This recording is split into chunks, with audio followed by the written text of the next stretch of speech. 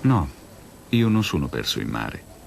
È in fondo a me che c'è un serio problema di navigazione.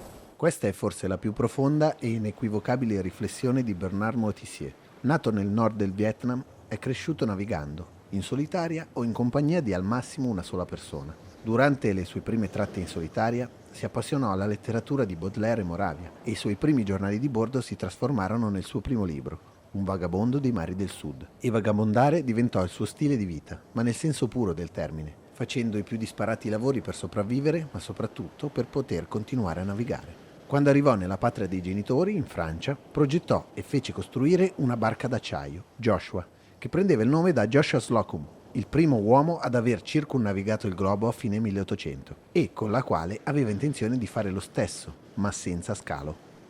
Proprio mentre stava preparando l'impresa, venne indetta nel 1968 in Inghilterra la prima e unica edizione della Golden Globe Race, che aveva come scopo proprio la circumnavigazione della Terra senza scalo. Bernard non avrebbe voluto affrontare questa avventura tramite una semplice competizione sportiva, ma la posta in palio equivaleva al suo desiderio più grande. I partecipanti potevano partire da qualsiasi porto inglese entro il 31 di ottobre. Lui scelse Plymouth e il 22 agosto salpò a bordo di Joshua.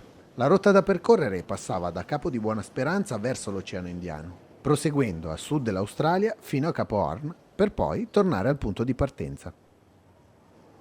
In gara ci sono 9 partecipanti e Moitessier navigava senza motore ausiliario e senza collegamenti radio. L'unico suo mezzo di comunicazione era una fionda, con la quale lanciava messaggi per i suoi cari alle barche che incrociava, oltre a chiedere di segnalare la propria posizione ai giudici in Inghilterra. Bernard e Joshua erano come due amici di vecchia data e affrontavano insieme le bellezze e le problematiche di un viaggio del genere. Nel suo racconto Moitessier parla della sua barca come fosse davvero una persona.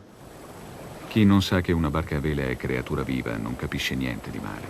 Joshua volava e Robin Knox Johnston, che era partito un mese prima, stava per essere raggiunto. Una volta superati i mari tempestosi di Capo Horn, Bernard riuscì addirittura a doppiarlo. Vittoria e gloria erano ormai a portata. Mancava solo l'ultima parte dell'Atlantico e poi l'impresa sarebbe stata sua.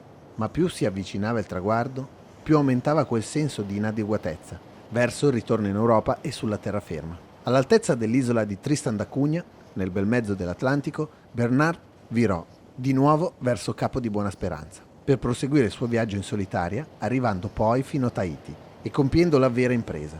Un giro e mezzo del mondo senza scalo, 69.367 km e 11 mesi senza mai mettere piede a terra. Tuttora nessun uomo è mai riuscito a ripetere tale impresa. Abbandonò l'ormai certo premio di 5.000 sterline, che in rapporto ad oggi sarebbero molte di più, e un trofeo in oro massiccio. Ma all'inizio del suo racconto di viaggio lo aveva detto.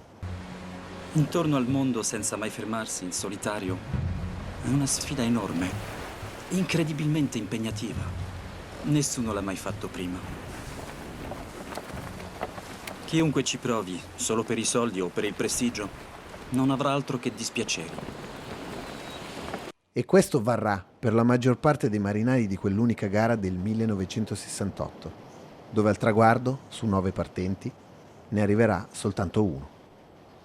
Per approfondire i momenti e le sensazioni di Moitessier durante quel lungo viaggio, vi consiglio di leggere il suo libro La lunga rotta o di vedere il documentario Adieu Bernard, con immagini interamente girate da lui durante la regata.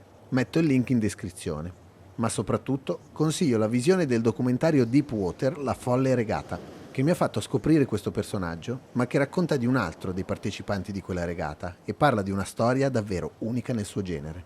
Moitessier ha sacrificato molto della sua vita per cercare di conoscere la parte più profonda di se stesso, lasciando anche molti affetti. Comunque, non siamo qui a giudicare le sue azioni, ma solo a raccontarle.